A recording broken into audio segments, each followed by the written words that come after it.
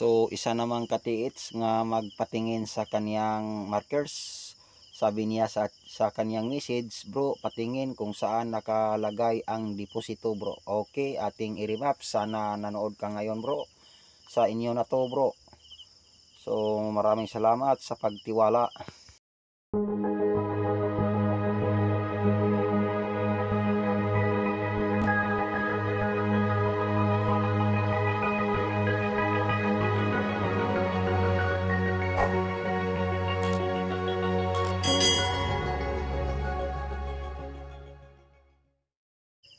So katiits, ito na ang markers ang gisin nimo sa atin para atin madikod.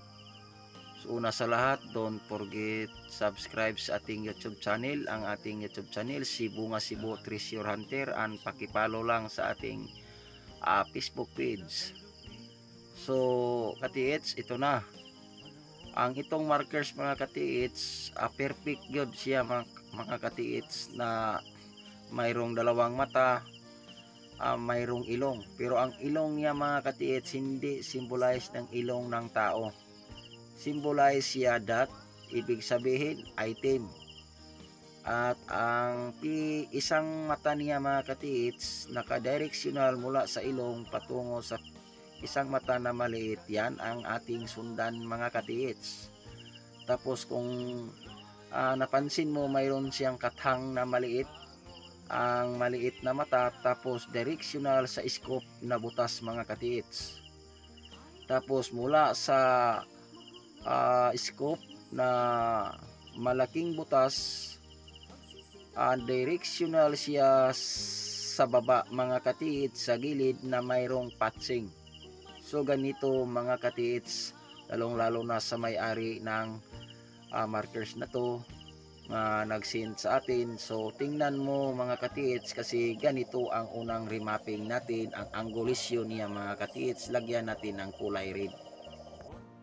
Yan katiits, ang ilong nagsabi deposit, sa itaas ang mata mga liit, coordinate sign niya mga katiits, ang scope. Tingnan nimo mga katiits ang number 3 hanggang sa may patching sa may gilid.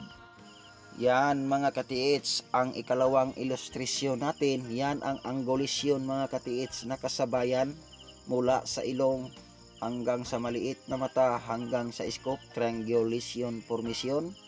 Mula sa ilong hanggang sa maliit na mata hanggang sa scope hanggang sa patching sa gilid. Yan ang ikalawang triangle formation mga katiits, nga nagsabi nga doon ka punta sa directional sa ating linagyan ng red line mga katiits. So ganon ang pag-remap mga katiits, kasi kapag hindi ka marunong mag-remap, wala kang experience sa remapping, hindi mo yan mapansin katiits. So ikatlong remapping ganito mga katiits, lalong-lalo na sa may-ari nitong bato, sa may-ari nitong markers katiits, ito. So ito ang ikatlong remapping katiits, para maniwala ka sa ating remapping katiits. Ito ang ikatlong remapping. Kung tingnan nimo katiits, ang form sa bato katiits, naka formation siya. Ang haba niya mga katiits, patungong sa patching niya mga katiits, kung saan tayo nag-remapping mula sa ilong, sa maliit na mata hanggang sa scope, hanggang dito sa gilid na may patching. So ganon pa rin katiits, nakasabayan ang directional katiits. So ganito ang bato, para mapansin mo katiits, lagyan natin ng kulay red. So yan ang sundan mo katiits. Lahat ng remapping natin directional pa rin sa may gilid, sa may patching. Mahaba din ang form sa bato, at ang linagyan natin ng arrow, yan ang tinatawag na borderline. Ibig sabihin diha ra kataman dimension, lagyan natin dimension ng dot na kulay red patungo sa may patching sa gilid. Yan ang sundan mo katiits. Huwag mong pansinin ng ibang markers, kasi panlingla lang yan sa hapon. Kasi itong markers katiits, bungo ng tao. Yan ang totoo katiits.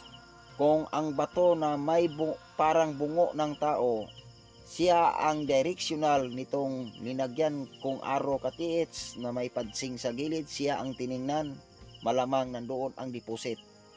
Kapag hindi siya tiningnan, hindi siya ang ganya, ang directional, ibig sabihin katiits, mula dito mag-umpisa ka 1 to 2 distance galing sa may dulo nitong bato na may patsing, doon ka magtisdig. Kung may gamit kang locator, i-apply mo katiits. Magditik ka lang ng alas 6 sa buntag hanggang alas 7 at balikan mo alas 5 hanggang alas 7 ng gabi. So ulitin ko katiits, itong bato bungo ng tao. So ipakita natin ang gipasa nimo nga bato na bungo ng tao para masundan nimo kung saan ang nakaharap ang bungo ng tao. Yan na ang sundan mo, doon ka maghukay kung itong bato nagturo sa bato nga parang bungo ng tao. At ang advice ko sa iyo, kapag magditik ka, kung mayroong gamit ka, magditik ka sa alas 5 sa buntag hanggang alas 6 lang sa buntag. Kasi kung magditik ka ng alas 7 pataas, habang tumataas na ang araw at ang oras, unti-unti nang sumingaw ang mga highly minerals sa ilalim ng lupa at sa bato.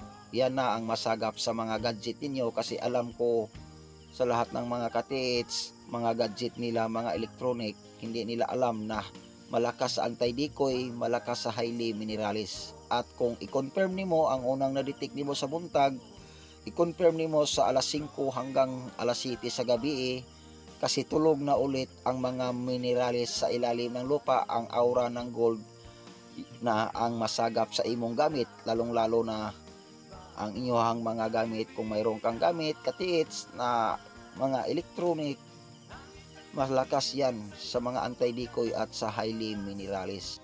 So ito na ang bato na bungo katiits, at sa gilid niya mayroon siyang espada, at sa tumoy sa naputol na espada na engrave, nakapatong ang parang triangle, counter sign siya pabalik dito sa bungo ng tao sa harap niya.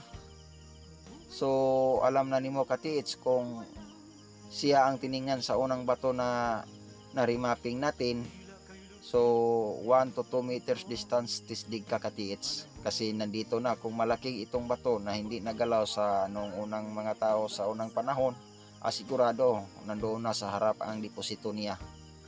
So ikaw na ang mamasidya katiits, ikaw na ang susi sa paligid sa bato. So tisdig ka lang ng 1 to 2 meters, alam na nimo kung ano na ang madat na nimo sa mga markers na follow up sign sa ilalim. So may napansin pa ako katiits, sa dalawang mata niya sa baba sa sentro sa may ilong, parang number 4 siya katiits. So tingnan mo lang dyan sa personal, kung number 4 siya, halatang halata siya katiits na nasa harap ang item. So sana ma-exact location ang paghukay nimo sa pag-umpisa nimo nitong site.